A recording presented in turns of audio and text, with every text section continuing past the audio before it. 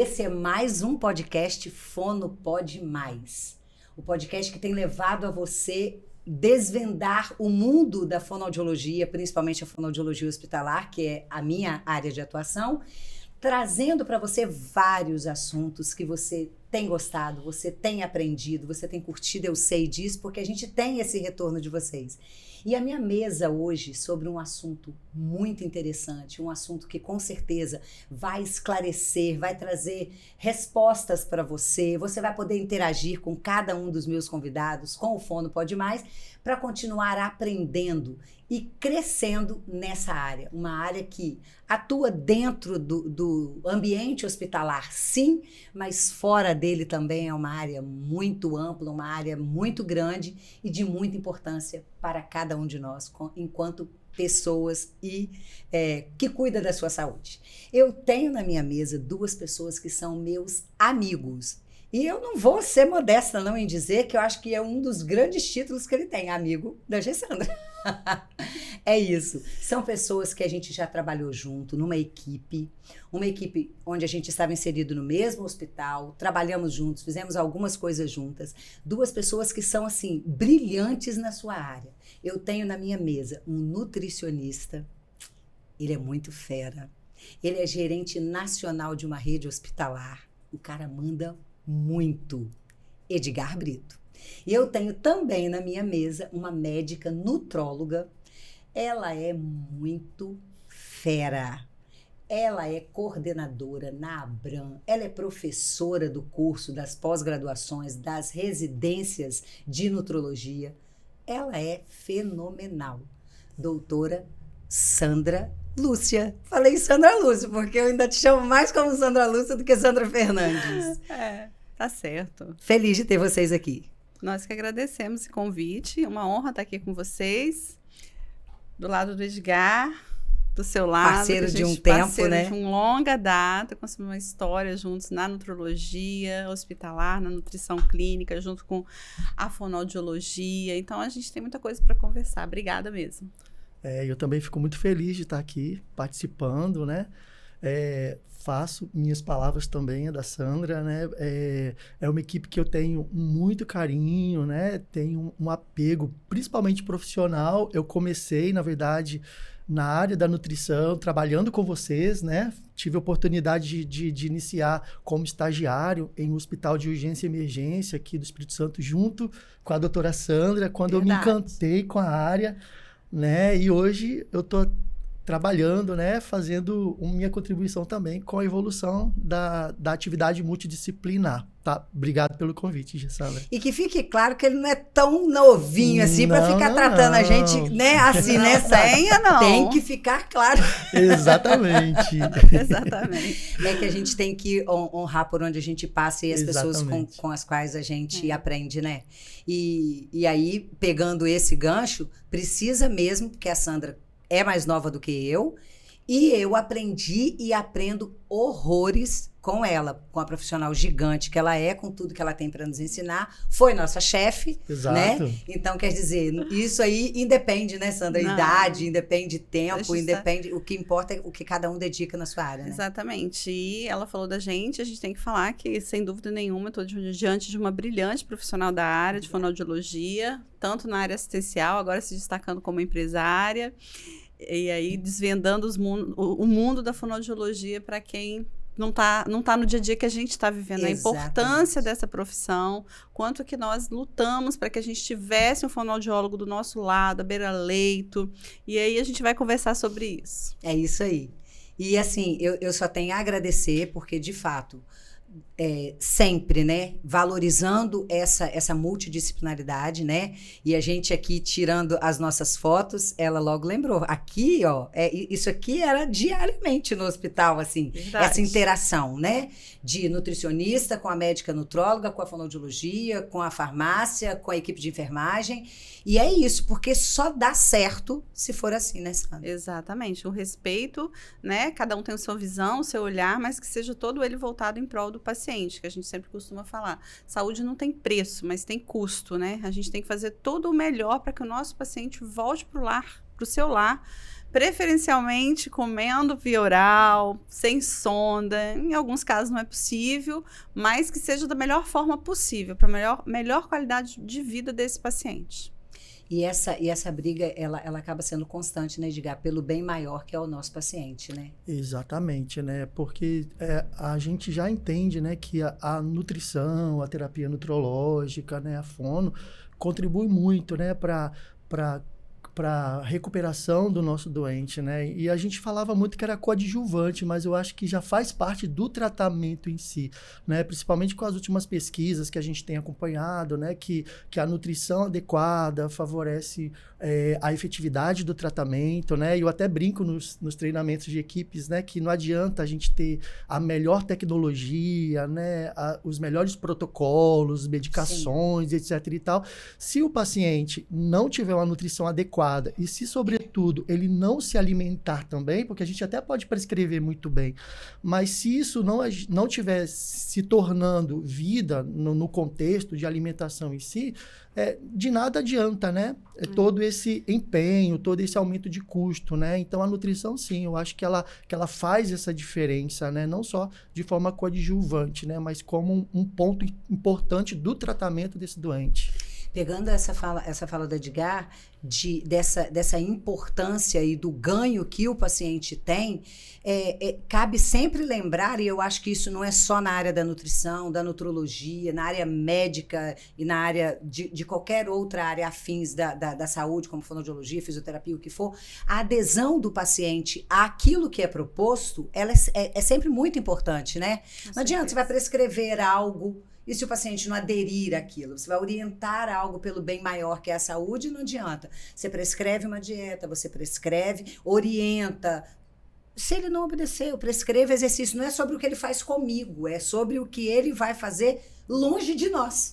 Porque o tempo da gente com ele é muito pequeno. É muito pequeno. E isso é muito importante. É proporcionar, e aí cada profissional que chega, se todo mundo tem um discurso alinhado, se todo mundo participa, se todo mundo fortalece aquele discurso da importância do uso do suplemento, da importância do uso da sonda, se é possível ou não comer alguma coisa via oral, né? Em alguns casos sim, outros não. Então, como vai ser feito, como essa família vai ser abordada, se tiver um discurso único, uma equipe que converse entre si, a adesão vai ser maior, com certeza, né? A gente às vezes está sozinho num consultório, mas a gente costuma indicar para alguns colegas, porque você sabe que você vai ter o retorno daquele colega. Vai falar assim, olha, esse paciente a gente tem possibilidade, por exemplo, em relação à fono, a gente tem possibilidade de evoluir, mas talvez ele não vai conseguir comer tudo o que precisa. Vamos perguntar para o nutricionista, como é que está a fisioterapeuta, como é que está a força desse paciente, né? Então, isso que é muito importante. A desnutrição, ela vai refletir na qualidade de vida, no risco de infecção, reinternações. Então, esse discurso precisa estar alinhado para que o paciente consiga aderir realmente a essa mudança de estilo, né? Quando a gente fala em ter uma sonda, um paciente com sonda em casa, ou se é possível ou não reabilitar com uso de suplementos. Hoje a gente tem suplementos que com 125 ml a gente consegue fazer 400 calorias. Cara, muito 3 top. dele por dia são 1.200 calorias, gente. Você tira o paciente de sonda, né? A gente sabe que a gente está no Brasil, temos as dificuldades financeiras. Então, aí a gente pode falar que a gente está no único estado que tem portaria de liberação de dieta enteral para casa, né? A gente está é um benefício muito grande. Eu tive o prazer de participar da construção dessa portaria, que foi publicada em 2010, que foi republicada em 2021. Então, nosso paciente, no estado do Espírito Santo hoje, se ele está de sonda ou gastrostomia, é possível, é só seguir o protocolo, com o papel do médico, do nutricionista, da entrada na farmácia cidadã e adquirir a sua dieta enteral, que vai garantir que esse paciente tenha uma boa evolução em casa. O aporte nutricional está garantido de uma forma gratuita para ele, porque é direito dele. É direito dele. Isso daí foi é uma das coisas que eu acho que eu tenho mais orgulho de ter participado da minha vida. Sabe? De saber que a gente está contribuindo para que essas pessoas se internem menos, tenham uma melhor qualidade de vida, fiquem mais em seu domicílio. E isso acaba reduzindo o custo em saúde, porque se ele abre menos ferida, se ele fica menos desnutrido, né, ele vai internar menos e reduzir o custo final. Então, é um investimento que o Estado está fazendo. E desde que isso começou, acho que o Estado entendeu isso, e essa política é uma política de Estado. Não tem um governo que saúde pública, né? É saúde pública, né? É uma política de Estado, não é uma política de governo. Então, isso está bem estabelecido no Espírito Santo. A maioria dos estados não tem isso, as pessoas vão para casa, o nutricionista orienta uma dieta artesanal, que demanda, além de um custo também, um tempo de preparo, né? Um tempo de cuidado de higienização muito Risco, maior, né? um risco de contaminação um pouco maior. Mas o que mais a gente tem hoje é o quê? As pessoas sobrecarregadas, pouca gente para cuidar. Então, uma dieta que você já deu ali as medidas corretas, o nutricionista, o nutrólogo orientou, vai fazer tantas medidas para tanto de água, vai garantir 2.500, 2.000 calorias com todos os nutrientes. Olha que maravilha. É muito mais seguro. Não que não se possa fazer comida pela sonda. Em domicílio pode. Dentro de hospital, não pode. Já tem portaria que proíbe, justamente por causa do risco de contaminação. E esse é um ponto até que me deixa muito feliz, né? Com relação a esse avanço que a gente tem na saúde aqui do estado do Espírito Santo, né? Porque eu tenho tido a oportunidade de trabalhar com gestão multidisciplinar em outros estados do país, né? E às vezes a gente está tão envolvido aqui nessa cultura aqui do Espírito Santo, dos nossos tratamentos, que a gente não leva em conta o quão evoluído a gente está nesse sentido, isso, né? não é realidade de outros lugares. Não é. Inclusive, por exemplo, a gente está tratando alguns pacientes que a gente tem que dar alta hospitalar para continuar o tratamento em casa, que acaba sendo mais confortável, né? Devolver para a família, né? Por conta do ambiente e tudo. E aí a gente, no primeiro momento, vamos fazer um laudo, vamos tentar dar entrada na Secretaria de Saúde, e aí não tem. Né? E aí a gente tem que orientar onde comprar, né? E aí existem questões relacionadas ao custo. Aí tem a questão social que você tem que lançar a mão disso que a Sandra falou. E aí o que acaba acontecendo? Muitas das vezes a família, por falta de informação, orientação ou até custo, não consegue ter uma nutrição adequada, né? Por conta de questões sanitárias e tudo mais, e reinternam por conta de desnutrição. Abrem feridas, comprometem o tratamento, né? Então, assim, parabéns, tá? Pela contribuição com essa questão desse ganho. Isso me deixa muito orgulhoso de ser um profissional do Espírito Santo, e sempre quando tenho oportunidade eu falo a respeito desse ganho que a gente teve, né? E torcer para que isso possa ganhar o Brasil como um todo, né? E ouvindo isso, a Bíblia diz: honra a quem merece honra. Então, assim, a Sandra merece toda essa honra de ter participado de tudo desde o início, né? Para fazer isso ser uma verdade em nosso estado. E assim como também honrar o nosso estado em si, né? Porque não é só essa diferença, outras diferenças também. Por exemplo, quando eu for para congresso, né? Igual eu sempre fui para os congressos de fonoaudiologia hospitalar. Eu chego lá, eu quero conversar com os colegas, a minha realidade junto a vocês enquanto equipe, que a gente sempre trabalhou junto, era completamente diferente. Aquela vez que a gente fez aquele trabalho junto, eu, muito você bacana, e Sandra, sobre o ganho da fonoaudiologia dentro do ambiente hospitalar, aquilo era a nossa verdade, aquilo ali foi um caso que a gente viveu junto naquela unidade hospitalar, no Meridional Cariacica, e a gente fez aquilo, foi uma verdade. Aquilo não era real para outros colegas fonoaudiólogos. Os colegas não tinham acesso tão facilmente a médicos, que é quem faz a prescrição, a nutrição, que é totalmente ligada a você enquanto médica nutróloga, totalmente ligada a nós enquanto fonoaudiólogos, que queremos o quê?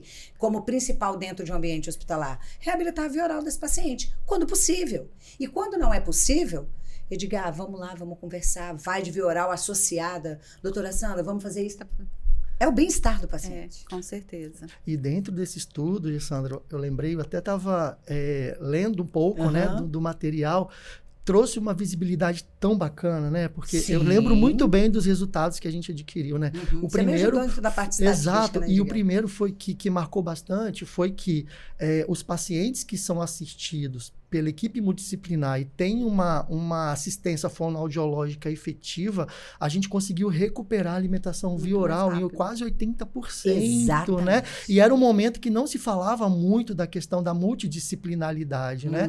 E sem contar também da indicação para gastrostomia. Você lembra que a gente conseguiu indicar A gente chamou na época de precoce, mas não foi precoce. Na verdade, a gente indicou no tempo certo, porque já existia um prognóstico de não evolução desse paciente para alimentação via oral. Isso traz um conforto gigante, né? Porque a gente sabe que a sonda nasoentérica pode trazer alguns desconfortos, algumas Aumento de feridas secreção, nasais, né? secreção, Sinusite. etc. e tal. Então, quando houve essa indicação, a gente trabalhou, né? A gente colocou para fazer logo a cirurgia para estabelecer a gastrostomia. Falando sempre a mesma língua. E Né? temos Exato. protocolo de Foi gastrostomia, né? perfeito, Eu não assim, sei quantos né? hospitais tem, mas eu sei Aham. que o nosso foi um dos primeiros, seja Exato. protocolo de gastrostomia, toda a equipe envolvida, como preparar esse paciente, como fazer, como reintroduzir a dieta depois da gastrostomia, já pode usar logo a sonda de gastrostomia. Calma, vamos esperar, vamos continuar nutrindo pela sonda, vamos esperar cicatrizar. Então, com isso, a gente reduziu a taxa de infecção de gastrostomia, que a gente tinha uma taxa mais elevada. Então, foi toda uma construção que entrou a CCIH em construção junto com a gente. A própria equipe da endoscopia, que fazia a endoscopia, a gastrostomia endoscópica, né?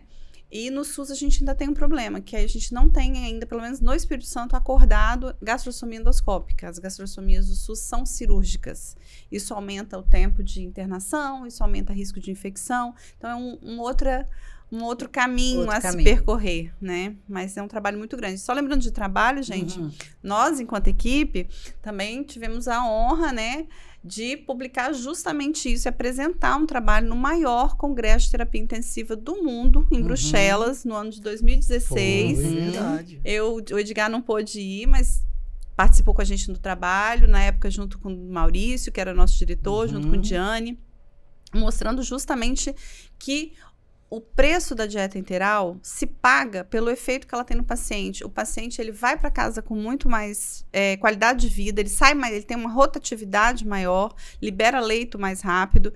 Então, para que os gestores entendam que não é um custo direto, né? É o que a gente fala em farmacoeconomia. Então, em farmaco-nutroeconomia. Que você nutrindo adequadamente o paciente, ele vai ter menos ferida, menos lesão, e aí ele vai menos pneumonia, menos tempo de internação, seu leito vai gerar mais rápido. Então, vários trabalhos internacionais mostram isso. Para cada $1 investido em terapia nutricional, você tem $5 de retorno. Como que você vê isso? Nisso que eu falei. Redução de desnutrição, de úlcera de pressão, de custo com tratamento de antibiótico e de alta precoce. Não alta precoce, de alta no tempo correto, né? Mas uma rotatividade de leitos maior. Alta precoce, mas no tempo não precoce no sentido de que não era viável, mas com segurança. Com segurança, né? exatamente. Tempo mais rápido, com segurança. Exato. Deixa eu falar para você que a gente está falando aqui muito gastrostomia. Pode ser que você não saiba, é uma forma de uma via alternativa de alimentação um pouco mais permanente, porque tem a sonda naso, que vai levar o alimento diretamente para a nutrição desse paciente, e a gastrostomia é feita cirurgicamente, quer seja endoscópica ou não, como a doutora Sandra estava falando, diretamente uma sonda que você tem aqui na barriga, que é por onde você vai passar a ser nutrido. E que fique bem claro, muitas pessoas têm a gastrostomia, essa sonda, mas continuam comendo pela boca também, porque comer não é só nutrição, é prazer também, né? Exato. Eu gosto sempre de fazer isso porque a gente tem uma gama de pessoas que nos ouvem, que nos assistem. A gente tem colegas médicos, nutricionistas, fonoaudiólogos, fisioterapeutas e tal, gente da área da saúde, gente que não é da área da saúde, mas tem uma sede por conhecimento, por saber, mas tem aquele também que pode estar precisando dessa via alternativa de alimentação, e às vezes a gente está falando aqui, ele não está nem sabendo que é disso que a gente está falando, né? Às vezes tem medo, né? Eu tenho medo, né? Agora, interessante, vamos falar de algo, Edgar, que eu quero a sua fala primeiro, antes da Sandra, no sentido de, quando a gente falou da adesão do paciente àquilo que é proposto, precisa ser tudo muito orientado para ele entender, aderir e ver o benefício daquilo para ele. E as cirurgias bariátricas, por exemplo, que são, quando bem indicadas e tudo mais, né? A gente sabe que a obesidade é uma doença, né? Então, a gente tem que ter esse olhar.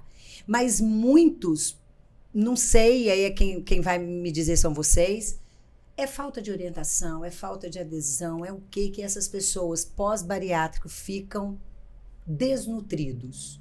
Que olhar tem que ter? Ele e fala aí. Então, com relação a esse tema, tem 2 pontos.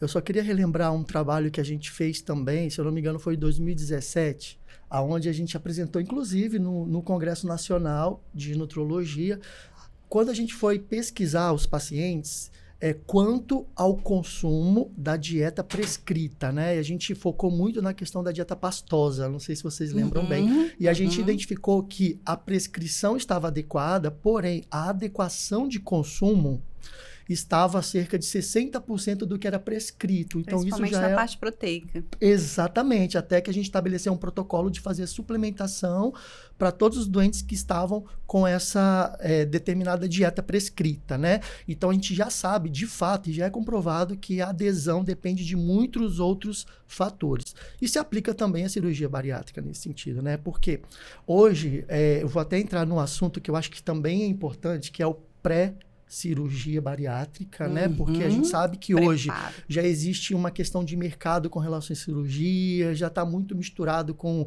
a questão do conceito de estética, né? E isso é um ponto que a gente precisa ter muita atenção. Mas a questão da obesidade em si, né, é uma questão que envolve diversos fatores, inclusive emocional, alimentares, contexto familiar, social, etc. e tal. E ela provoca uma mudança de comportamento muito intensa na pessoa que faz a cirurgia. Brusca, exatamente essa palavra, né?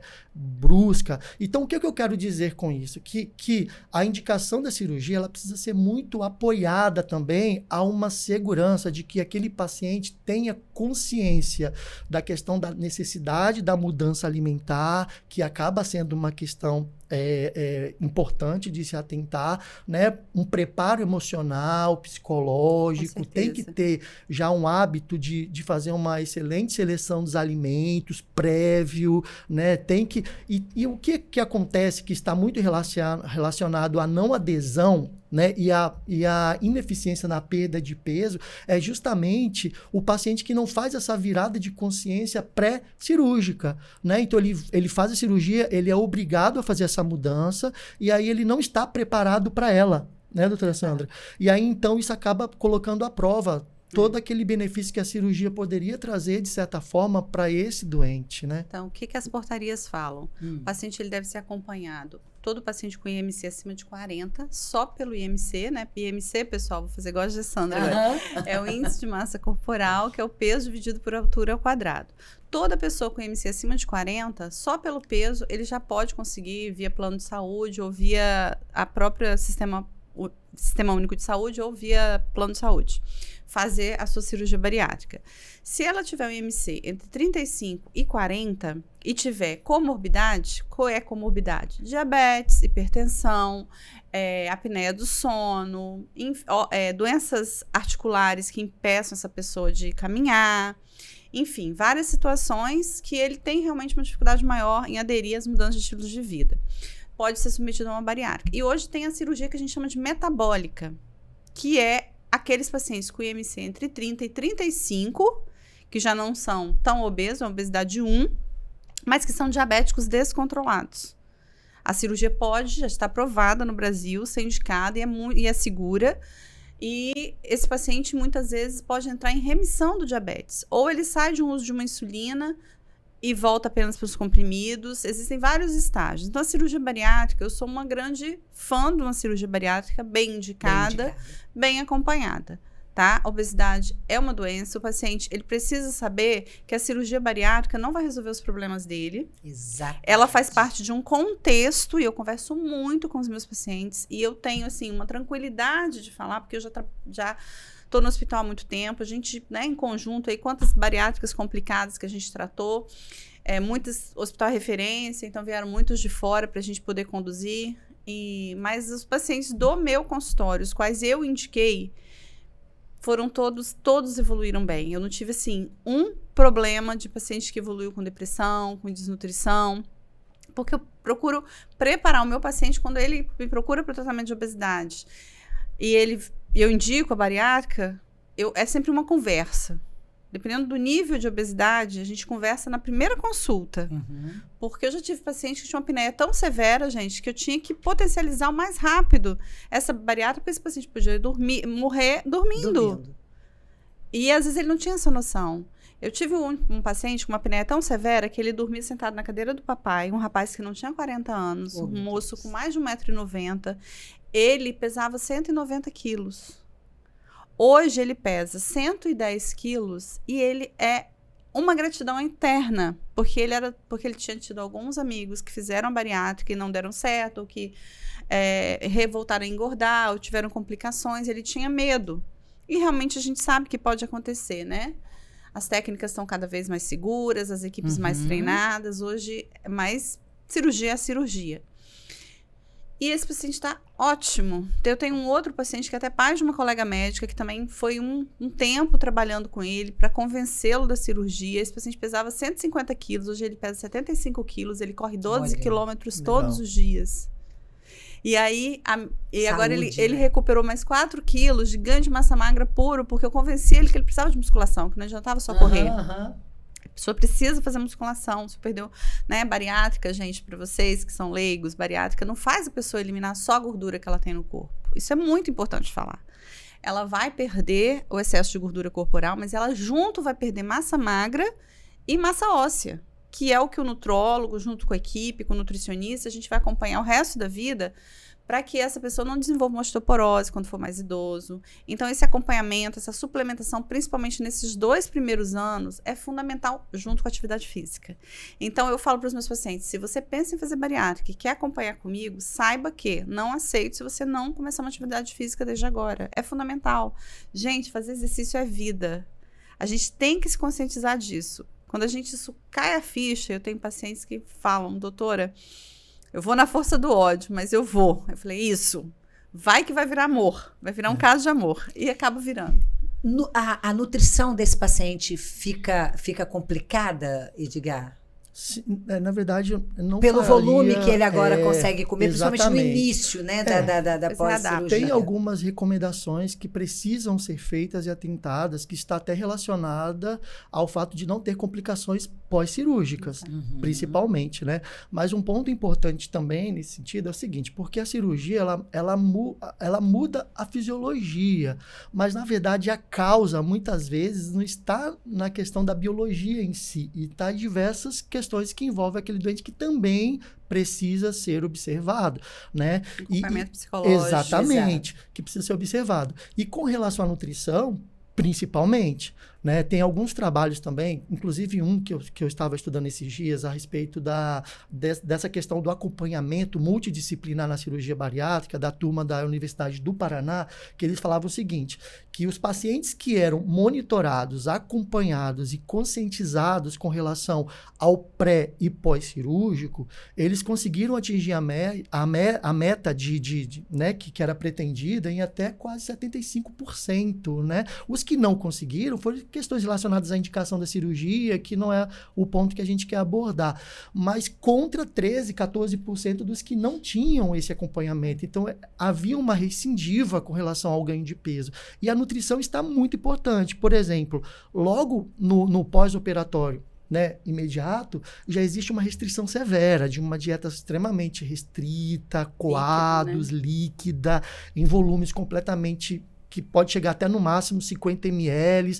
Então, você imagina uma pessoa que mudou a fisiologia, mas não mudou a mente, se alimentando durante uma semana com uma dieta desse sentido. Ela pira, né? Ela vai ter que se situar. Esse é um ponto. E a evolução vai sendo gradativa. Então, assim, o que a gente já sabe pelos protocolos é que em torno até 2 meses pós-cirúrgicos, as pessoas vão ter que ter uma alimentação um pouco adaptada. E tem uma outra questão também, que é a conscientização corporal, né? O peso começa a mudar muito rápido. E será que a pessoa também está preparada? Então, essa mudança de peso também mexe também com outros fatores também relacionados à própria pessoa. E algumas até emagrecem, mas ainda continuam tendo um transtorno visual na hora de se observarem, né? Isso acaba comprometendo também e levando também algumas compulsões alimentares, né? Que isso já é observado também em pacientes pós-bariátricos, tá? Tanto bulimia, às vezes a gente pensa que é só em uma turma completamente completamente fora desse contexto cirúrgico da bariátrica, mas a anorexia nervosa, a bulimia, a compulsão excessiva de consumir alimentos, né? Isso exatamente. Ou compras, né? Também, né? Então, assim, esse paciente... Porque, na verdade, mudou, ele vai achar o prazer dele em algum lugar. Ele tinha o prazer na comida, ele vai jogar isso para outro... Mas, assim, gente, quanto mais se estuda, e hoje as medicações novas que estão surgindo provam e mostram pra gente que muitos pacientes não vão perder peso só com mudança de estilo de vida, dieta e atividade física, infelizmente, né? Então, a cirurgia bariátrica, ela tem a mudança anatômica que causa, através da cirurgia, adaptações dos neuroendopeptídeos. Então, hormônios que são produzidos no estômago, o hormônio principal chamado grelina, esse hormônio ele faz o quê? Ele aumenta o apetite. Então, se você reduz o tamanho do estômago, obviamente, você tem menos apetite. Como esse alimento chega mais rápido no intestino, vamos falar aqui da técnica mais comum, que é o bypass, né? Que o estômago pequeno desvia de uma parte do intestino. Ocorre uma liberação mais rápida do GLP-1. O que a gente ouve o tempo todo falar de GLP-1? O Ozempic. O Ozempic é o quê? Análogo do GLP-1. A bariátrica, ela desencadeia uma produção endógena maior de GLP-1 nos primeiros momentos da bariátrica, ali, principalmente no primeiro e segundo ano. Que depois se readapta, por isso que alguns voltam a recuperar peso. Então, existem essas mudanças de neuropeptídeos que, através da mudança anatômica, isso é provado, a ciência já mostrou isso pra gente. E tem pacientes que eles chegam num nível de obesidade tão elevado que eles não vão conseguir fazer uma atividade física. Eles estão com articulação prejudicada. Já é a não condição mesmo de fazer. É a não condição, entendeu? Então, a gente não pode... Não é um caminho fácil, pessoal. Não julguem. Não façam isso, tá? Não façam isso. É uma pessoa que precisa de cuidado, de atenção e conscientização. Dessa mudança alimentar e dessa mudança de estilo de vida, porque senão essa obesidade pode recidivar. E é preciso que a população entenda a obesidade como doença crônica. Ninguém julga um paciente diabético, ninguém julga um paciente hipertenso, ninguém julga um paciente com qualquer outra doença, mas o obeso ele é julgado, né? Então... O paciente portador de obesidade ou o paciente portador de diabetes, que muitas vezes eles têm as mesmas coisas, em geral, eles vão a óbito por qual motivo? Doença cardiovascular. Eles morrem de AVC, de infarto e muitos de câncer, porque a obesidade está relacionada a câncer de mama em mulher, câncer de próstata em homem, câncer de intestino, né? Então, não é algo que a gente possa dizer... é só estética, de forma alguma. Ele emagreceu assim, claro, fez cirurgia bariátrica, mas você sabe o que essa pessoa passou até chegar a isso? Né? Vamos respeitar, vamos acolher e vamos, né, dar o nosso apoio em vez de dar a nossa crítica. É essa que eu gostaria que ficasse. E essa fala que você fez é muito interessante, né, Edgar? Porque você não julga qualquer outra, né? Sim. Mas por conta do que se tem para a estética de um padrão, aquela pessoa ela é julgada. E quantos bariátricos já devem ter passado pela vida de vocês? Eu sei porque eu conheço muitos que passaram pela cirurgia bariátrica, já atendi alguns. A pessoa lutou muito para não fazer a bariátrica no sentido de esforço pessoal dela ali para não chegar a fazer uma cirurgia. Ela queria ter emagrecido, ela queria ter perdido o peso sem passar pela cirurgia. Ninguém quer fazer uma cirurgia, a não ser a estética. Ninguém vai para ela, eu vou fazer. Não, a pessoa teve o limite dela para chegar a fazer uma cirurgia. Então, a gente precisa ter esse olhar acolhedor, empático e respeitoso. Exato. De saber que a pessoa fez uma cirurgia por conta de que ela tinha uma doença. Porque a obesidade é uma doença. Exatamente. Exatamente. E é uma solução, eu vejo, né?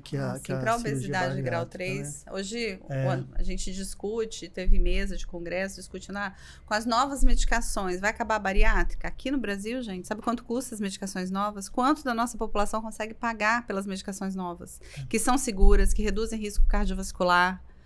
Elas são excelentes, só que ainda estão muito acima do poder aquisitivo da nossa população, né? A cirurgia bariátrica tem protocolo no SUS, os planos de saúde cobrem. Então, a gente sabe que a cirurgia bariátrica tem um grande caminho, né? A gente opera hoje no Brasil, se você conversar com cirurgiões, uma mínima parcela dos pacientes obesos, porque a maioria não consegue chegar nos serviços de SUS que tem acesso à bariátrica, não consegue ter o plano de saúde. Muitos, às vezes, juntam um dinheiro para poder fazer uma cirurgia particular. A obesidade é a doença que mais cresce no mundo. É uma pandemia, né?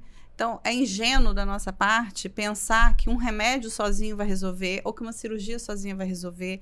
Tem que ser uma mudança de política de saúde pública mundial, né? O estilo de vida, o nosso estilo estressado, sem tempo para comer, o comer solitário, o comer longe da família, o não saber cozinhar.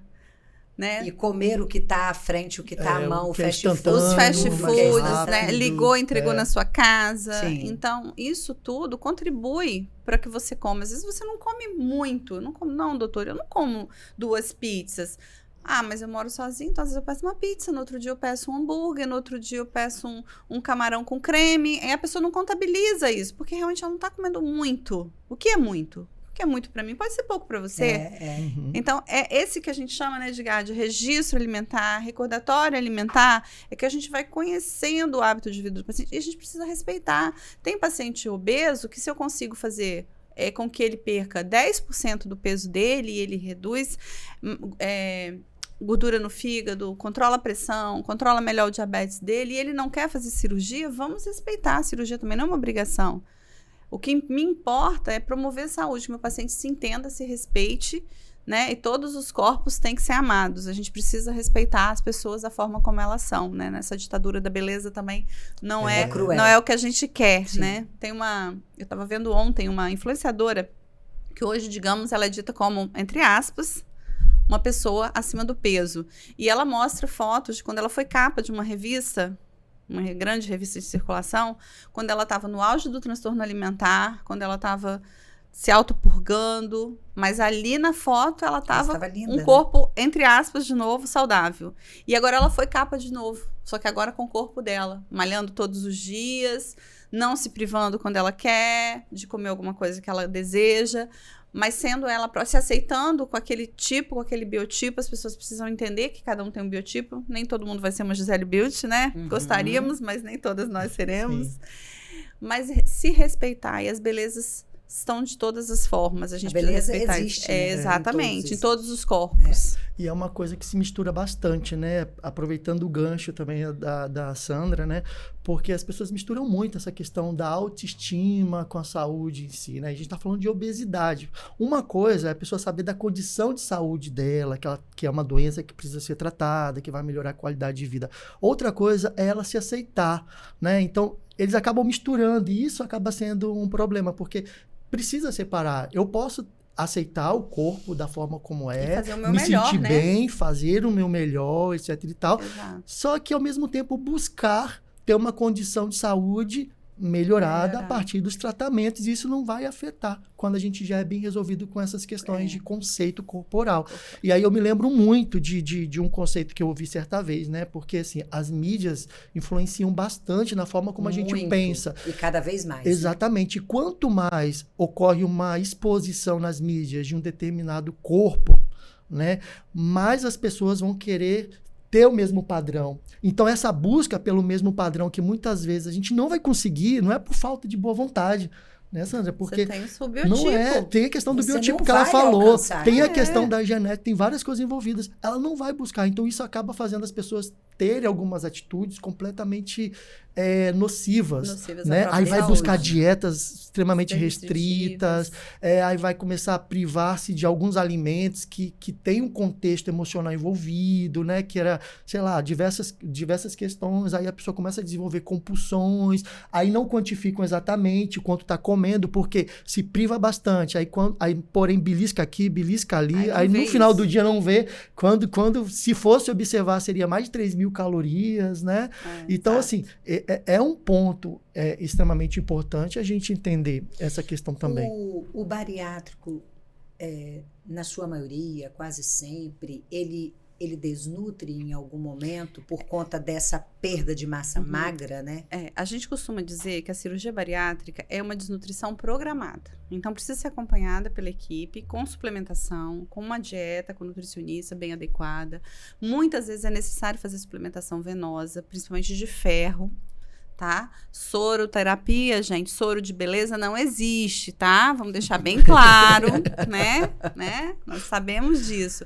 Mas terapia injetável para tratamento de desnutrição intra-hospitalar, que é a terapia parenteral, reposição venosa de ferro, reposição intramuscular de B12, são coisas que a gente utiliza bastante no pós-cirurgia bariátrica quando indicado, ou seja, quando essa pessoa não responde com a dieta e com a suplementação oral, tá? Isso pode acontecer e é bom a gente deixar isso claro, porque senão parece assim, tá prescrevendo injetável, tá fazendo coisa que não deve. Não, se tem indicação, tem indicação. Mas estética, não é por lado estético. Isso que eu gosto de deixar bem claro. Então, esse paciente, nesse período, ele precisa disso, para ele, até que ele tenha, como o Edgar falou, essa consciência corporal, que até que ele vai estabilizar o peso dele, né? Em 18 a 24 meses, ele vai estabilizar o peso dele. E a partir daí, ver ele como que vai ficar essa alimentação dele, o que ele tolera. Muitos passam a ter intolerância a alguns alimentos, intolerância ao leite, intolerância à carne, intolerância a arroz. Eles são incríveis. Coisa que a gente nunca leu, ele dá isso, eu não consigo comer de forma alguma, doutora. A gente às vezes não tem uma explicação. Cada um é um mesmo, né? Nas reações. Exatamente. E aí a gente vai fazendo as suplementações conforme os exames, ou o que ele consegue comer, né? Tem gente, hoje a gente tem uma facilidade de leite, de produtos lácteos sem lactose, mas tem paciente que nem assim tolera. Então, às vezes você vai ter que suplementar cálcio, vai ter que fazer, principalmente se for mulher, idade de menopausa. Então, tem que ser individualizado. Não tem uma receita, um protocolo único para um bariátrico. Não, cada paciente é um paciente, você vai ter que fazer a adequação de acordo com os exames, de acordo com como ele está indo, né, na sua perda de peso ou na sua recuperação de peso. Existe uma recuperação de peso pós-cirurgia que ela é esperada, que ela é tolerada, tá? Mas se ela ultrapassar um limite, a gente entra de novo com o mesmo tipo de... Não existe um protocolo de tratamento de recuperação de peso pós-bariátrica diferente do tratamento da obesidade. É o mesmo tipo de medicamento, são as mesmas coisas. Às vezes a gente fala em cirurgia revisional, né? Por exemplo, se ele fez o sleeve, que é aquela que só mexe com o estômago e não perdeu a quantidade de peso adequada, muitas vezes ele pode ir para um bypass, porque vai reduzir o estômago e vai fazer um desvio de uma parte do intestino. Vai para uma outra cirurgia. Vai para uma outra cirurgia. Tá? Ou às vezes a pessoa que fez o sleeve e desenvolve refluxos muito intensos, ela pode ser revertida essa cirurgia e ela vai para um bypass. E há os casos extremos daqueles pacientes que evoluíram com tamanha desnutrição que a bariátrica precisa ser revertida. Isso acontecia muito quando se fazia as técnicas mais desabsortivas, que era o escopinário do Denal Switch. O Edgar já pegou o paciente assim lá comigo. Que a gente tinha que internar, fazer nutrição na veia, recuperar esse paciente para que a cirurgia pudesse, então, desfazer esse desvio intestinal para que esse paciente pudesse levar uma vida plena e nossos pacientes tiveram muito boa recuperação. E esse paciente, às vezes, você vai precisar na alimentação, até porque ele vai comer agora um volume menor, né, a cada refeição. E aí, às vezes, vai ser necessário colocar um suplemento alimentar para ele por conta dessa menor absorção de proteína, no que diz respeito a alimento. Tem isso, né? Exato. A primeira certeza que a gente tem, né, do paciente acabou de fazer a cirurgia, o que vai acontecer com ele? É a perda de peso involuntária, na verdade é voluntária, né? Que a gente pode chamar porque é tensional. E essa perda de peso agressiva, a gente pode também caracterizar que é uma cadeia de desnutrição. Esse é um ponto, né? Foi o que a Sandra falou. Exatamente. Dela. É desnutrição. E porém, a gente precisa fazer alguns manejos para exatamente para atenuar um pouco menos esses sinais que podem ser provocados pela desnutrição, como diminuição da questão imunológica e várias outras questões mais. E aí a gente precisa entender que esse indivíduo tem alguns requerimentos nutricionais importantes que a gente precisa atentar, principalmente de proteínas, de micronutrientes, de vitaminas, minerais, etc. e tal, que a gente precisa suprir por mais que seja na quantidade mínima, mas é na quantidade necessária para aquele momento, né? Então, ou seja, a gente precisa se certificar. Por isso que é importante o profissional estar ali acompanhando, né? Então, as suplementações, ela é importante de proteína, porque no volume da alimentação não vai ser possível. Digamos que nós estejamos trabalhando com um paciente de 100 quilos, por exemplo, né? Ele precisaria de pelo menos uns 100 gramas de proteína, né? Como que eu vou atingir fazendo o fracionamento de alimentação de 50 ml? É impossível sem o apoio dos suplementos, que é um avanço tecnológico importante também que a gente tem que considerar, né? Outras vitaminas que já são encapsuladas também, né, doutora? Além dos alimentos em si, que a gente pode, que tem maiores concentrações, que podem ser também utilizadas. Sim. Em relação às vitaminas, tem um detalhe bem interessante, é que até um tempo atrás, a gente só conseguia começar o polivitamínico, que é o básico do pós-bariátrico, qualquer um deles, um mês depois, porque em geral se fazia o bypass, né? A cirurgia conhecida como capela, que fica com um estômago de 50 ml. No sleeve já fica um estômago maior, mas no bypass. Então, um comprimido grande, os pacientes tinham dificuldade para engolir e tal. Mas hoje a gente tem isso em forma de sachê, a gente tem com a forma de comprimido mastigável. Então, liberou a dieta oral, o cirurgião liberou, tá tudo bem com a cirurgia, pode liberar a dieta bariátrica. No dia seguinte, a gente pode começar um comprimido mastigável, por exemplo, entendeu? Pode começar um módulo de proteína diluído na água, seja ele de qual marca for. Exato. Porque com isso a gente vai, e claro, sempre associado no hospital com a fisioterapia e depois com o educador físico ou fisioterapeuta mesmo, na manutenção da atividade física. Bariátricos, atividade física no primeiro ano é fundamental para o resto da vida. Mas o primeiro ano, se você quer andar, quando você tiver 80 anos... Tem que fazer agora. Tem que fazer. No primeiro ano é fundamental. Vamos aproveitar que a gente está falando sobre essa desnutrição. Vamos falar da desnutrição no nível hard. Vamos falar sobre a sarcopenia? Sim. Vamos lá. Define a sarcopenia para mim, Sandra. Sarcopenia não é só redução de massa magra. Isso é muito importante a gente deixar bem claro. Sarcopenia é um diagnóstico de imagem, a gente vai falar os exames, e de função. Tá? Força e função. O paciente ele tem que necessariamente ter redução da força, redução da sua capacidade de andar, da sua capacidade de exercer as suas atividades mínimas no domicílio, tomar um banho sozinho. Então, não é só você fez uma bioimpedância, não é toda a bioimpedância que te dá índice apendicular. As octopolares dão, agora uma informação mais técnica. Mas o exame que é o nível bom para consultório é uma densitometria corporal. Na densitometria corporal, ela vai te dar os índices adequados se esse paciente tem uma massa magra que já te atenta, opa, esse paciente está com risco de evoluir para uma sarcopenia. Mas não é só ter aquele nível de massa magra reduzido, né?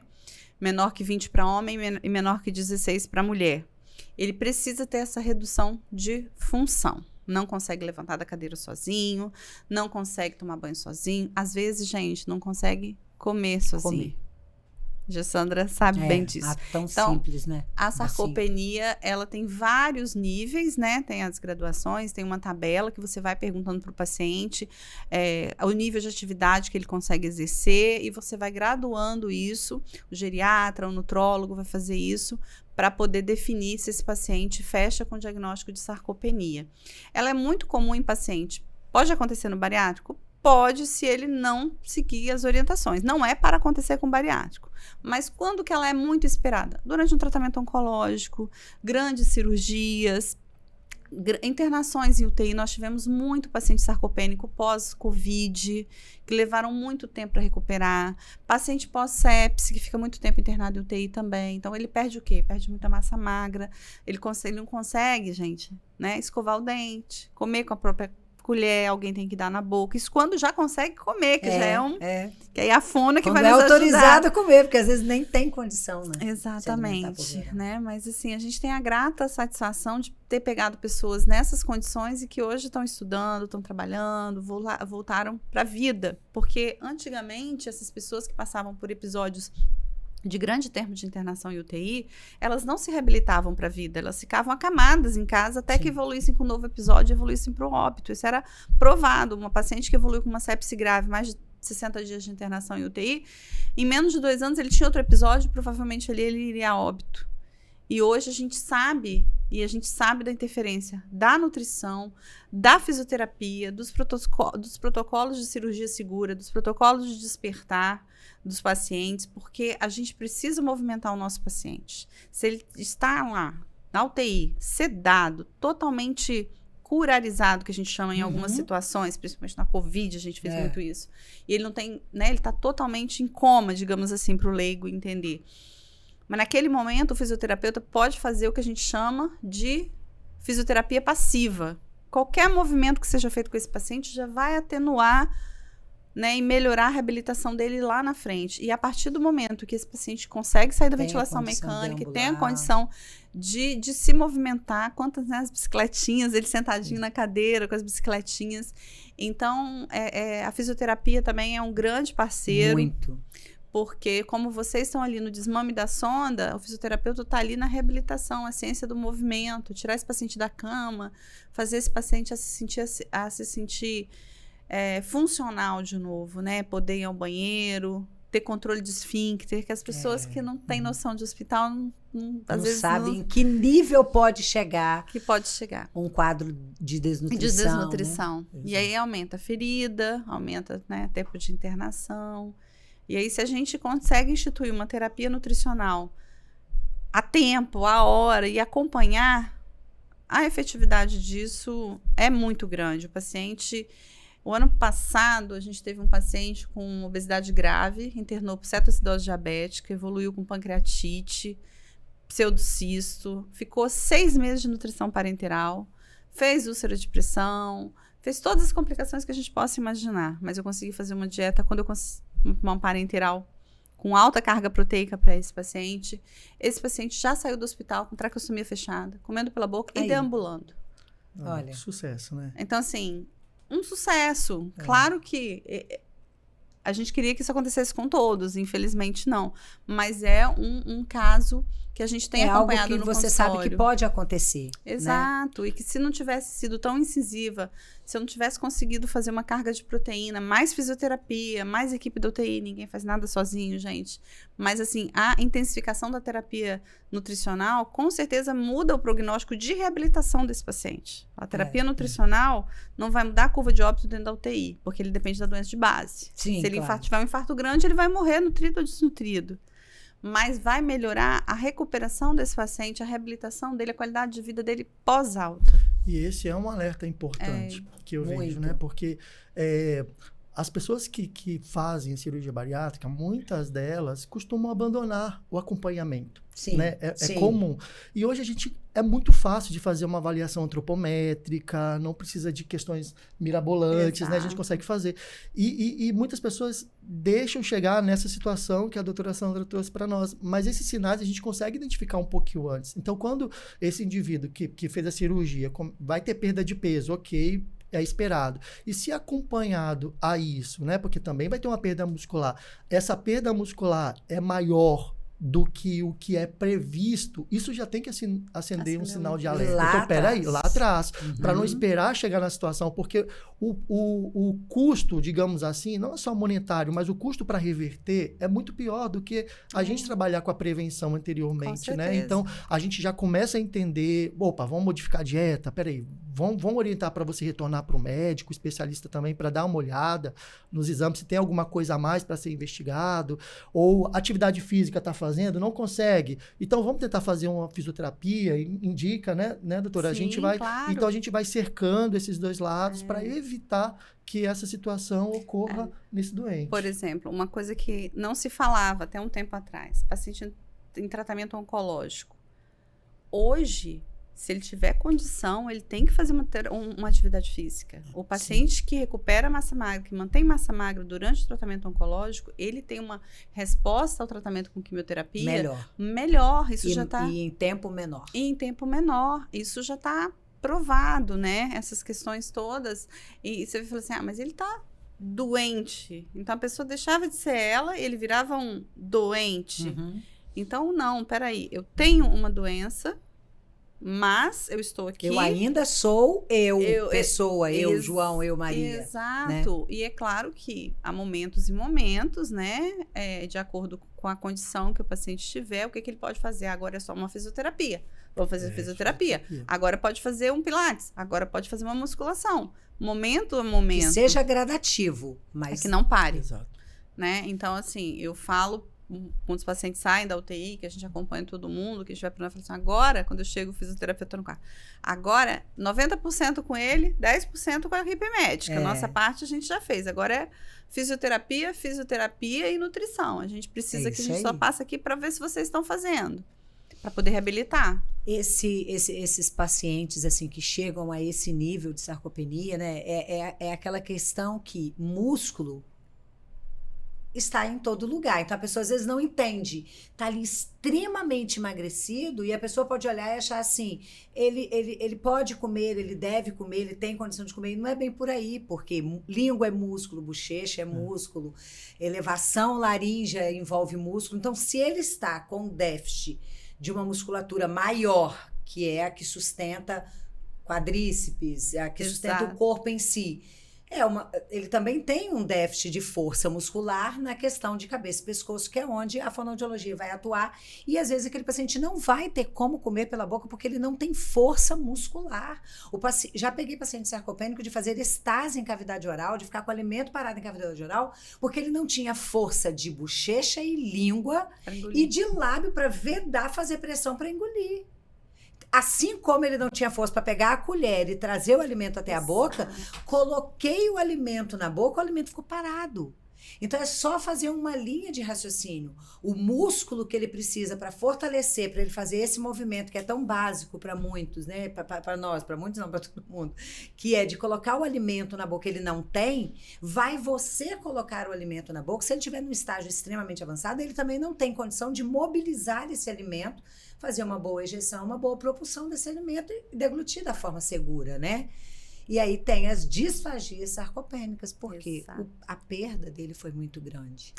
No início você falou, e eu tive essa experiência agora há pouco tempo no Hospital Meridional Praia da Costa, esses suplementos que a gente tem agora em pequeno volume, nossa, eu sou fã. Calorias lá em cima, e aí eu também sou fã, as consistências. A gente tem tido consistência que favorece o nosso paciente disfágico, porque além dele estar precisando do suplemento, não ter condição de comer um volume grande, ele precisa de que num volume pequeno ele tenha muito benefício. Exato.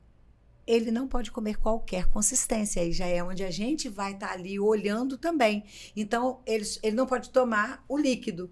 Aí, antigamente, a gente espessava. Agora... Tira algum benefício do suplemento quando eu coloco o espessante? Normalmente, ele não vai perder o nutrimento. Fica ruim, né? Fica ruim. Não é adequado. Quando ele já vem pronto de uma forma pastosa, igual o Dânio que a gente compra, né? O iogurte que a gente compra no supermercado, ele vai estar naquela forma ali, na consistência de colher. Então, já temos os suplementos que atendem a nossa área da fonoaudiologia enquanto colocar a consistência adequada para aquele paciente, em várias consistências. Tem o que é líquido, mas é aquele líquido mais néctar, mais grossinho, e tem o pastoso de consistência de colher, de ser durinho mesmo. Então, isso é muito importante, para a gente poder colocar o paciente se alimentando pela boca de forma segura e sendo suplementado. Exatamente. E para o paciente que tem que consumir porções menores também, né, por essas imposições, acaba sendo melhor, porque quanto maior a densidade calórica, mais tempo demora para digestão em si. Então a pessoa fica mais saciada também, não tem esse ponto, vai ficar mais tempo no estômago. Então isso provoca alguns estímulos. Então é excelente. Eu tenho usado bastante, principalmente em paciente. Eu tenho alguns pacientes que eu acompanho em domicílio, paciente DPOC grave, usuário de oxigênio em domicílio. É muito difícil esses pacientes que eles já têm aquela canulazinha do oxigênio. É muito difícil esses pacientes eles tolerarem a sonda. E fazer uma gastrostomia nesses pacientes é em último caso também. Por quê? O fato de eu ter que sedar para fazer uma endoscopia, ele pode precisar ir para um tubo e não sair mais. Então, esse suplemento, gente, eu consegui parar muita perda de peso nesses pacientes quando eles conseguem comprar e manter o uso. E até com o tempo eles vão recuperando o peso, porque justamente é pequeno volume. Eles conseguem, imagina, toma 2 por dia, são 800 calorias a mais. É uma maravilha, né? Ele não vai conseguir aquilo com uma alimentação. Ninguém está fazendo propaganda de nenhum produto, mas esses tipos de produtos que existem, eles vieram agregar bastante têm uma osmolaridade baixa, em geral não causam diarreias, os pacientes toleram bem, né? Então, assim, é um ganho, é uma tecnologia, né? É uma tecnologia que veio para agregar muito. Então, tanto na dieta enteral, os tipos de dieta enteral que a gente tem, que são vários, mas agora esses suplementos, quer dizer, você tirava o paciente, por exemplo, o paciente está ali na líquida pastosa, e aí, quando é que eu vou tirar a sonda desse paciente? Poxa, eu dou 2 suplementos desse por dia, 800 calorias, eu já tiro essa sonda com muito mais facilidade. É quase 50%, Exato. 60% chega a ser do VCT, dependendo do peso, altura, né? Às vezes eu tiro vozinho de 30, gente, eu tenho paciente com IMC de 12. Eu tenho paciente com IMC de 12. Tá? Não é um, não. Não, e não são é um. vários. São alguns. Não, vários não, mas são alguns. Então, quando você começa, e aí você tem que ter o cuidado da síndrome da realimentação, não adianta aí um colega incauto chegar e passa sonda e bota parenteral, que você vai matar o doente de realimentação, que é um outro processo. Esse doente muito desnutrido de grão em grão, a galinha enche o papo. É aos pouquinhos. Então, você começa ali, um suplementozinho desse a mais por dia, até que ele ganhe 1 quilinho, você acompanha exame, você vê como é que ele vai aumentando. Aí vai aumentando. Vai tolerando, vai aumentando. Vai tolerando, vai aumentando. É uma coisa de cada vez, né? Mas a dificuldade que as famílias e que o próprio paciente tem em aceitar a necessidade de uma via alternativa era isso que eu ia puxar agora. Muito grande. É isso que você estava falando, entendeu? Se não consegue andar, a família não consegue entender que se não tem músculo para andar, o músculo da deglutição também está prejudicado. Então, é isso que falou. É você, o fono, falar, é o nutri falar, é a nutro falar, é o geriatra falar. Todo mundo alinhado, né? Né? Para que a família entenda. Eu atendi uma paciente, agora ela está internada. Foi indicada por um neurologista. A paciente já tinha passado por 2 internações, já tinha perdido mais de 20 quilos, e nenhuma das 2 internações, nenhum colega passou sonda nesse paciente. Então, eu, enquanto nutróloga, com uma experiência tão grande de hospital, me causa susto, mas aí quando eu me lembro também da dificuldade da família de aceitar uma sonda, as pessoas ainda ligam, passou sonda, fulano passou sonda, foi a óbito. E não é isso, né? A desnutrição também mata. Por isso que eu gosto sempre de falar, e é muito difícil, porque a família, ela precisa entender que quando foi indicado uma sonda para ela, nem sempre que existe, quando foi passada e aquela pessoa não tinha condição de comer. Mas aquela sonda vai ser tirada. Ou, às vezes, a sonda não vai ser tirada, não é porque a pessoa não tem condição de se alimentar por via oral. Mas é onde o fonoaudiólogo diz assim, condição de comer pela boca ele tem. Mas quem vai avaliar se pela boca ele está conseguindo comer tudo que ele precisa é o nutricionista acompanhado do médico nutrólogo, dando ali o aval. Então, você precisa só entender o seguinte, quando a gente indica uma sonda ou a gente não tira essa sonda no tempo que você acha que o seu familiar queria, precisava, ou você julga que seria legal, não é só sobre a condição que ele tem de comer, é a condição nutricional dele. Exato. Que vai além do prazer que ele teria para comer. Se ele consegue comer pela boca, tem o prazer. Mas aquilo que ele consegue, a consistência que ele consegue, a quantidade que ele consegue, para não sobrecarregar musculatura, porque às vezes o paciente consegue comer, se eu der um volume pequeno. Naquele volume pequeno, ele não tem tudo que vocês precisam que ele come, né? Vocês, enquanto que está avaliando aquilo. E mais do que aquilo, eu não tenho condição de deixar ele comer, porque ele não tem musculatura, vai fadigar e ele vai começar a engasgar por conta que fadigou a musculatura, mas ele só comer aquele tanto, Edgar fala, não, ele não pode comer esse tanto. Aí eu falo, mais do que esse tanto, ele não pode. Então é simples, a Sandra vem, resolve, prescreve que passe uma sonda, que faça uma gastrostomia, porque o tempo de reabilitação dele vai ser um pouco maior, e assim caminha todo mundo pelo bem-estar do paciente. E é bom, né, falar para os pacientes e para os leigos que estão nos ouvindo que a gastrostomia ou a sonda, ela pode ser temporária ou não. Exato. E que às vezes esse momento de reabilitação, como eu falei, pós uma longa internação em UTI, fazer a gastrostomia vai facilitar com que a fono e a físio trabalhem a reabilitação oral e física do paciente, e também depois, não é difícil tirar, nem uma gastrostomia é difícil tirar, a sonda é mais fácil ainda. mas que esse ganho nutricional vai facilitar e vai ajudar esse paciente a melhorar. Gente, o ano passado teve um paciente que deram 2 vezes alta sem a sonda. E ele voltava super desnutrido. Aí, da última, eu falei assim, não me chamem mais, porque eu já indiquei gastrostomia e vocês não falam, não é a gente que não quer, não é a equipe, a família não aceita. Sentei de novo com a família, expliquei, olha, já foi tantos meses internados, foi para casa, voltou. Ele não consegue comer, do mesmo jeito que ele não consegue andar, voltando ao ponto, ele também não vai conseguir comer o que precisa. Porque as pessoas acham que comer 2 colheres de sopa é comer. É comer, mas não é nutrir. Não vai ser tudo o que a pessoa precisa, ainda mais depois de ter tido uma depressão tão grande depois de uma internação em UTI. Ou depois de fazer uma grande cirurgia, ou depois de ter submetido a uma grande queimadura. Então, assim, é muita coisa que a gente precisa entender o paciente e as famílias. E quando a gente fala em cuidado paliativo, eu também converso com os pacientes. A família fica muito angustiada quando o paciente para de comer. Sim. E aí eles falam, doutora, passa sonda ou não passa sonda? Essa decisão é em conjunto. Indicação tem, porque não está comendo nada. Mas, será que ele vai deixar a sonda? Será que ele, né? E aí a gente já está falando de um outra outro condição, paciente. já é o cuidados paliativos, né? que nem sempre é fim de vida. Exato, né? A gente precisa entender isso. É uma das minhas especializações, cuidado paliativo. Então, eu tenho um outro olhar hoje para o meu paciente, de saber que ele, e até para dizer para a família do paciente, a gente está propondo para a família e para o paciente o cuidados paliativos, mas a gente não está dizendo que é fim de vida. Claro que não. É qualidade de vida na reta e até quando o Papai do Céu vai determinar, porque quem determina é o Papai do Céu, né? É o que a gente acredita, pelo menos. Exato. e é sobre isso, é ter esse olhar de entender e levar a família a entender que comer pela boca é músculo trabalhando, assim como andar. E se ele não tem condição de andar por um quadro de desnutrição e não por uma outra alteração, ele não anda por uma outra questão de um acidente, não anda, é paraplégico ou o que for. Não, ele não consegue porque ele não tem força muscular para andar. Isso, mas ele vai ter força muscular para comer?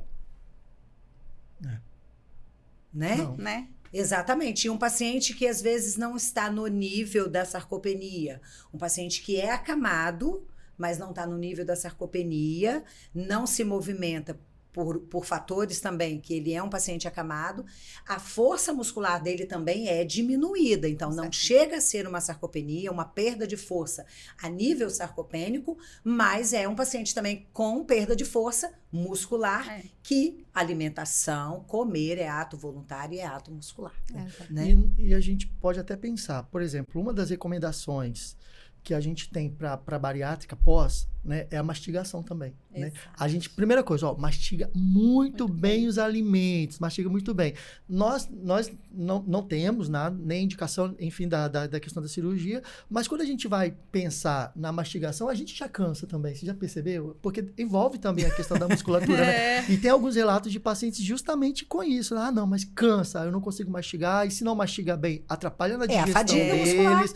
E aí, de certa forma, isso acaba também sendo um fator, né? Esse fator, né? Até para nós também né? Quando a gente vai sentar, a gente às vezes esquece, cansa, vezes, fica meio dolorido, não fica? Muitas Sim. vezes, dependendo do que você vai comer. Se for uma carne um pouquinho mais durinha, né? Exato. Masseter está trabalhando ali para fazer mandíbula levantar.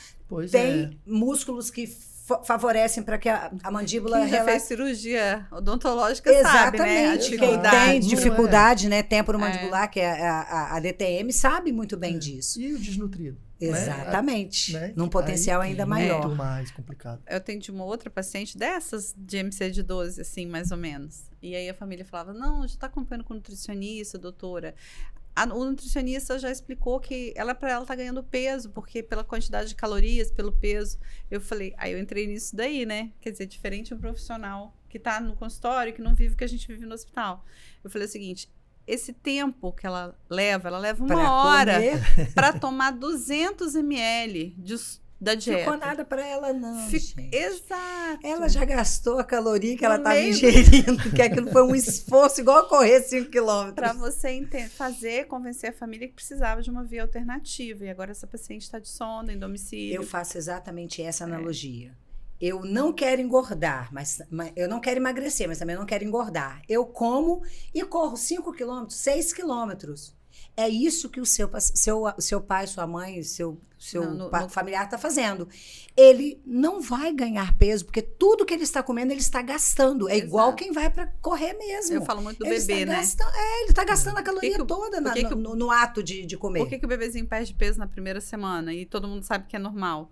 Porque a amamentação, a força que ele faz é uma academia. O gasto calórico que faz na sucção do seio materno, que é muito mais difícil do que numa mamadeira. Numa mamadeira, né? É por isso que a gente explica isso para os pacientes. Gente, a gente está aqui nesse bate-papo mais de 1 hora. A gente tem tempo. E aí, a gente vai para as considerações finais. Eu amei ter vocês. E ter vocês juntos teve um saudosismo, teve uma memória afetiva muito grande de quando a gente trabalhou junto. Quantos estudos, quantas reuniões, né, da MTN a gente fez juntos. Quanta evolução, né? Quanta evolução, quanto ganho. Vocês são 2 profissionais que eu amo de paixão enquanto pessoas. Amo você, Sandrinha. Te chamo sempre de Sandrinha. Você é uma pessoa muito especial. De fato, você faz parte da minha história com a fonoaudiologia. E você da Edgar, nossa. um amigo também. Você faz parte da minha história. Você me ensinou muito. Até quando eu tinha que fazer tive, né, proposta do Dr. Maurício Velasco fazer o trabalho. Você abraçou ele comigo, fez parte. Eu falava, Edgar, esse vocabulário não é fonoaudiológico, vamos mudar. E mudamos. Então, assim, eu só tenho a agradecer que vocês estão aqui. E eu quero vocês fazendo as considerações finais. Edgar, pode começar, olha para sua câmera, fique à vontade. Manda um recado aí para esse povo tomar cuidado com a saúde. Só gratidão. Obrigado pelo convite, tá? De estar aqui, né? Foi exatamente esse o sentimento, né? De saudade do tempo que a gente viveu, né? E ver também o quanto a gente construiu, né? Na história da nutrologia, da equipe multidisciplinar, da nutrição, da fono, né? Sou muito grato. E é importante a gente cuidar, né? Da nossa saúde, da gente entender da importância da equipe multidisciplinar, né, Gessandra e doutora Sandra, né, para a questão do tratamento, né? Então, assim, é exatamente isso. Muito obrigado, tá? Eu também, só tenho a agradecer estar aqui com esses 2 queridos parceiros, né? A gente desenvolveu aí uma grande amizade. Acho que o que importa não é onde vai se chegar, mas com quem você andou durante o caminho, né? Isso é uma grande, não sei quem disse não, mas foi algum sábio. Foi algum sábio. Foi algum sábio, porque é verdade. E o quanto que a gente aprendeu e aprende junto, né? Ainda nos momentos que a gente consegue se encontrar, ou trocar uma ideia, ou ver o que pode ser feito. Às vezes a gente não está no mesmo hospital mais, mas a gente às vezes tem um paciente em comum, ou um liga para trocar uma dúvida com o outro. Então essa parceria é muito importante para a nossa vida, para os nossos pacientes, né? Então só tenho a agradecer de estar aqui. Foi uma tarde muito legal. Que bom. Estou sempre à disposição. A agenda é meio complicada, mas a gente dá um jeito. É isso aí. Tá bom? Foi um prazer. Muito obrigada. E lembrando que, como a Gessandra me pediu, para fechar, gente, se alimentem da maneira correta. Comam proteína boa, proteína magra, carne magra, principalmente os pacientes idosos. Vocês precisam fracionar mais a ingesta de proteína. Não adianta comer tudo só no almoço e na janta. Tem que comer um pouquinho, muitas vezes até usar algum suplemento. Converse com o seu médico, com o seu nutricionista, tá? Não façam tudo da cabecinha de vocês, principalmente o idoso, porque tem que ver se o rim tolera essa proteína. Então tem alguns cuidados, né? Que a gente precisa ter com o paciente mais idoso. Mas as pessoas mais jovens se alimentem da forma correta, nada é proibido. Eu sempre falo, você pode comer de tudo, mas não tudo de tudo. É isso aí. Tá? Legumes, verduras, frutas, descascar mais, desembalar menos. O grande vilão é o alimento rico em gordura, rico em açúcar refinado e o sedentarismo. Esses aí a gente tem que evitar ao máximo. Verdade. E para fechar, bebam água. Isso aí. Exato! Muito bom. Muito bom. Gente, esse foi mais um podcast Fono Pode Mais. Eu sabia que vocês iam gostar. Minha mesa hoje estava maravilhosa. Como sempre está em todos os episódios, eu sei e tenho orgulho de dizer isso. As nossas redes sociais vai ficar aqui. Rede social do Edgar, rede social da doutora Sandra. A doutora Sandra tem feito, a rede social dela tem mudado. Segue lá, você vai aprender pela rede social da doutora Sandra, vai estar aqui também. Então, faça contato, Marque sua consulta, procure profissional de excelência. A área da saúde não trabalha com achismo, a gente trabalha com ciência. E eu estou aqui nessa mesa com 2 gigantes, professores, que têm muito a ensinar, muitos artigos já escritos. Por quê? Porque a gente faz ciência. Então, segue a gente aí, que você vai gostar bastante. Beijo e até o próximo.